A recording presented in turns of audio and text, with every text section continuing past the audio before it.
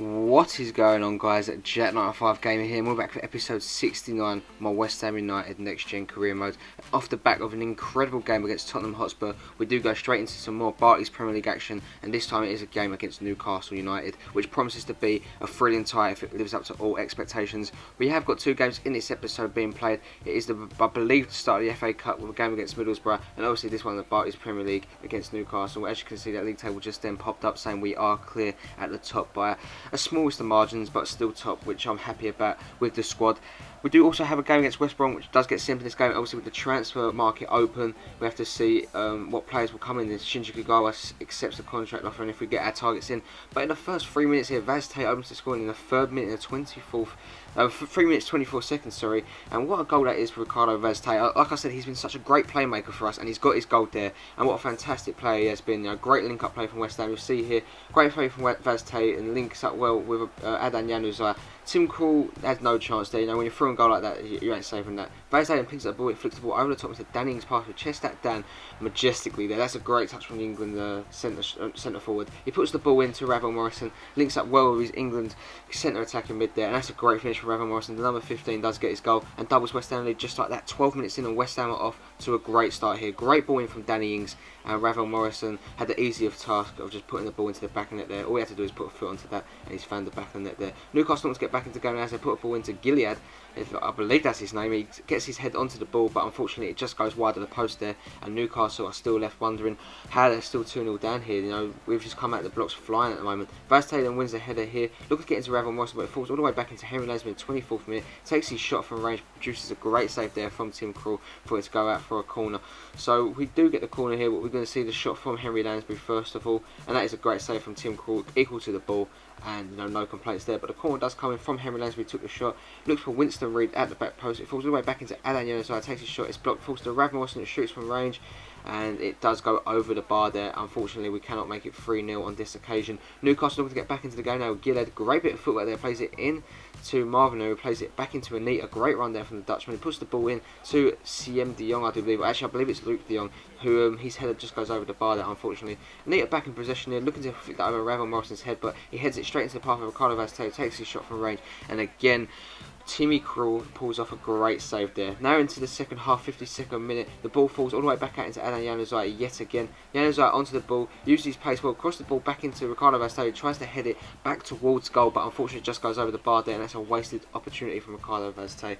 Into the 54th minute now, Ravel Morrison picks up the ball, great link up play with Vazte, yet again he plays it back into Ings, flicks it back into Vazte, takes the ball down with ease, takes his shot, and again he should be put out to the back of the net, but unfortunately Tim Krul was level to the ball yet again. Still 2-0 up though, good to see, and Luis Eduardo, who gets his chance in this game, I believe he is playing left back, taking over from Luke Shaw.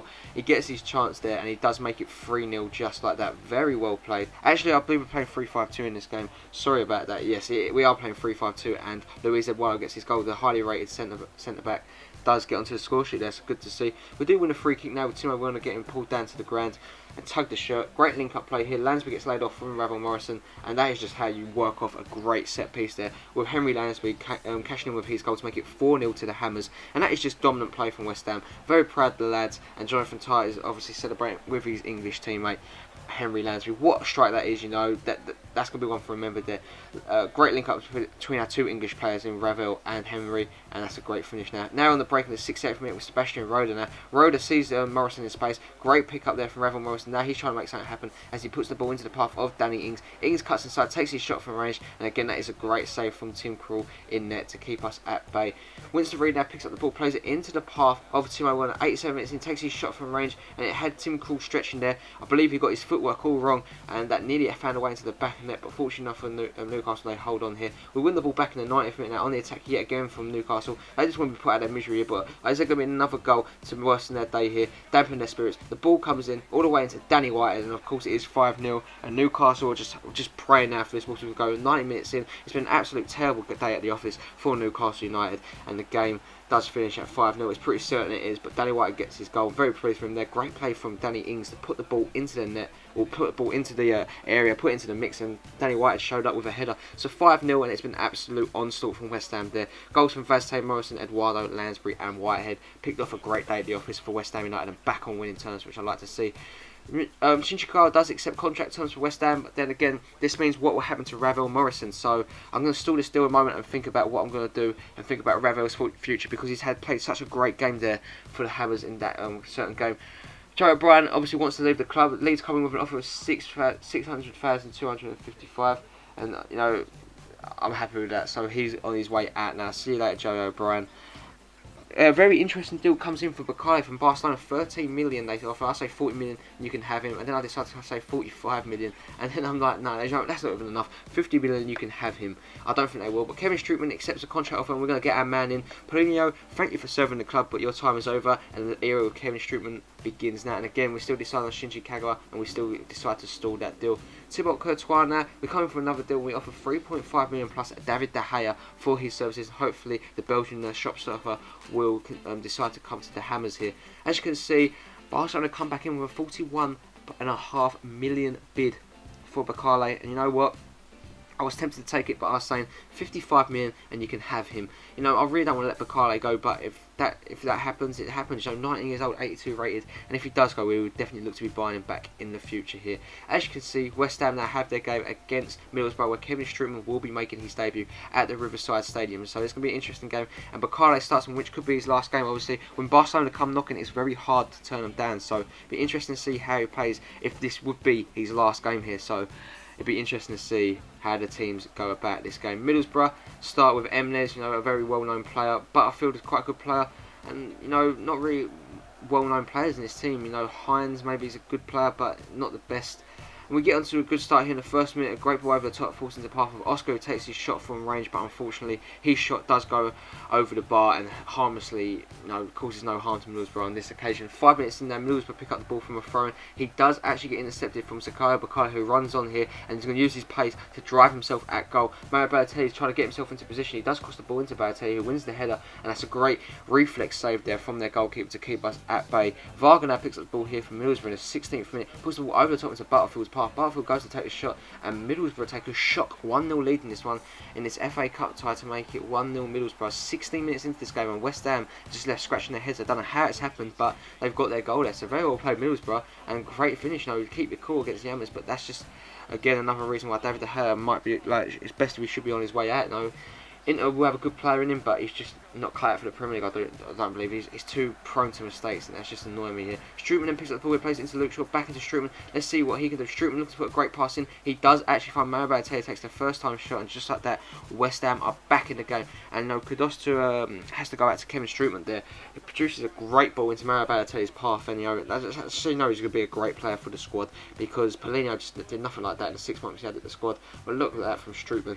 It is against Middlesbrough, you could say, but he still produces a great pass, and his passing ability is just fantastic. Balotelli then picks up the ball here yet again, puts the ball over the top. Some poor touches there from the defender, and in 45 minutes, right on 45 minutes in the first half, Bakali does put the Hammers 2-1 up in this game, and West Ham have turned around their fortunes just like that. 1-0 down, but now 2-1 up. And that is great spirit there from the reigning Barclays Premier League champions, looking to get the FA Cup added to our tally this season. And hopefully we will do it. It looks like it could be our season this season with the depth in the squad we have at the moment. Evans now picks up the ball in the second half, looking to get Middlesbrough back in the game. Right at the start of the second half, falls to Battlefield, and somehow he makes it 2-2 just like that. Middlesbrough have that never say die attitude, and it's really good to see it, in all honesty, because they are giving us a really good game, a better game than any other team would give us in the Prem at the moment, as it seems. Ronaldo then puts the ball over in the 65th minute. West Ham wants to get back into the game, falls into Balotelli, who heads the ball, and remarkably hits the post from way out there. Oscar then picks up the ball here, looks like it's like a bit of magic here, crosses the ball in to the path of Suso, and he does get his goal to make it 3-2. And Middlesbrough's never say die attitude, may look to backfire here. Is it looking like it's looking unlikely for them to get a goal back now? How many times can they shoot back against the reigning Barclays Premier League champions? You have to wonder. And if they do, they deserve to be in the Premier League, in my opinion. If they play like that in the Championship, there's no reason why they can't be in the Premier League. That is my motto. Ronaldo picks up the ball in the 73rd minute as Middlesbrough start to tie now. Great play from Mackay to let that run. Great bit of ball control, plays it into Montoya's path. Montoya crosses the ball in, looking for Balotelli in the box, finds him and makes it 4-2 to the Hammers now. 74 minutes in, and Middlesbrough's bad fortunes now continue as West Ham in great goal scoring form here. No chance for the defenders know Mark and Mario Balotelli always going to have a hard day at the office. Great link-up play between Bukayo and Montoya, I want to add there, but a great ball in, and West Ham looks to be cruising into the next round of the FA Cup there. As 90 minutes are up, we do pick up the win, a massive 4-2 win. Balotelli, Zakaria Bakale, Suso, and that's just a great performance from the lads there, so we do pick up the win in this one, on this occasion. As you can see, O'Brien just gets sold to Leeds United, and we do get nearly £500,000 put into our accounts here. So I say thank you to Joe O'Brien for being a great servant to the club and wish him all the best into the future. Now we do get a transfer offer for Zakaria Bakale yet again. He seems to be a hot prospect at the moment, and FC Bayern Munich are coming for a £25 million deal, which I was tempted at saying, but I offered Barcelona £55 million. They did actually say they was going to go ahead for that deal there, so we're going to have to see what happens coming up here. Inter does accept the transfer offer again for Thibaut Courtois, which is great to see. We do go into contract negotiations with him now, and David De Gea looks like he is on his way out of Upton Park after again another short 6-month stay along with Paulinho. So, you know, it happens in football. Some players are flops and you just don't enjoy playing with them, and you know, it's damage limitation. You know, but a good manager will replace them straight away here. So it looks like we're going to get them players in. Bayern come back saying they're not going to accept it for Zakaria Bakale also, so they're going to put themselves out of the race for his signature. Courtois does accept the contract offer, and he will become a West Ham player for this next game coming up against West Brom, which I do sim coming up. But welcome to the club, Thibaut Courtois, and we'll get to see what he's like coming up in the squad report later on. But as you can see, we do go into a game here against West Brom, and we'll see how the side does on this occasion here. So Courtois does get his start for the team, and it's looking like Bakale is going to be his last game in a West Ham shirt here, because he's Barcelona bound at the moment. So they got Dawson at the back. I'm not sure if that's Michael Dawson, but if it is, we should be looking to beat him, because Dawson is a poor player. So hopefully West Ham will get the win here. 0-0 still in the second half, but Bakale does score on what it seems to be his last game for West Ham. It's a very well played there. Can the Hammers hold on for a win for Zakaria Bakale? Coming up to the 90th minute, and we do. Very well played there, and Bakale signs off with a win, it's looking like, from West Ham. So happy memories for him, and as you can see, he does get sold straight after that game for a fee of £55 million. And don't worry, Zakaria Bakale will be back at West Ham one day, I'm sure of it. But, you know, with him going now, we have to offer Lucas a new contract, which does get accepted this deal, and we'll go to contract negotiations. So anyway, guys, that is going to bring an end to the episode. Will we sign Lucas? Tell me what you think of the transfer deals that have gone on already this season. Have a really nice day. Don't forget to like the comment too, guys, and subscribe to the channel. It is free. And as always, have a really nice day. Peace.